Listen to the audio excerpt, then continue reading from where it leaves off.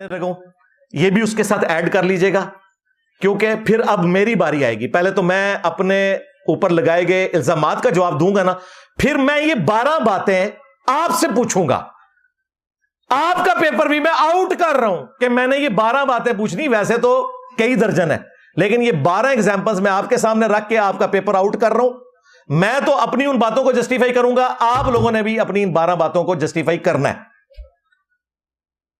Example number 1، آپ کا دھرنا حلال اور ٹی ایل پی کا دھرنا آپ کے دور حکومت میں حرام.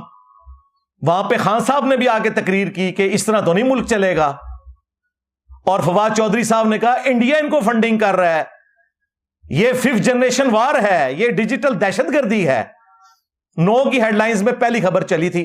تو آپ نے ہمیں بتانا ہے کہ اس وقت جو ٹی ایل پی کر رہی تھی کیا وہ ڈیجیٹل دہشت گردی تھی اور ان کا دھرنا حرام تھا اور آپ کا دھرنا حلال ہے. Example number 1. مولوی نلوا نہیں پیا، تو انجینئر نل پیا. ایگزامپل نمبر 2، آپ جو فوج کے ہاتھوں گمراہ ہو کر بقول آپ کے 5th جنریشن وار لڑتے رہے، آپ نے معافی بھی مانگی مسنگ پرسن کے مسئلے پر، تو اس وقت یہ جو آپ وار لڑ رہے تھے وہ جنگ حلال تھی، اور آج کی ڈیجیٹل دہشت گردی والی جو جنگ ہے یہ حرام ہے. یہ آپ نے ذرا بتانا ہے کہ حلال کون سی ہے اور حرام کون سی ہے. ایگزامپل نمبر 3، آپ کا ملک چھوڑ کر جانا حلال ہجرت اور سنت ابراہیمی. ہاں، کیونکہ یہاں پہ جعلی کیسز بنا دیتے ہیں.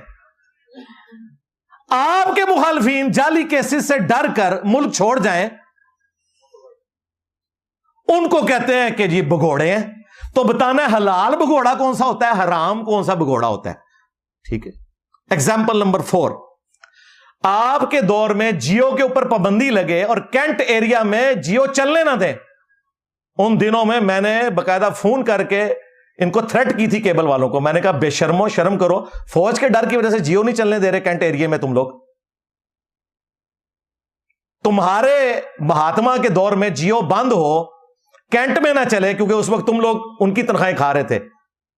تو یہ میڈیا پر پابندی حلال، آج کے دور میں اے آر وائی کے اوپر پابندی حرام.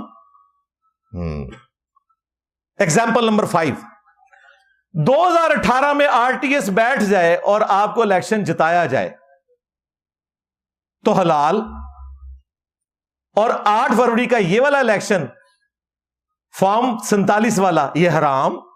واہ. اچھا یہ نہ سمجھیے گا کہ مجھے کسی صحافی نے تیاری کروائی ہے، نو.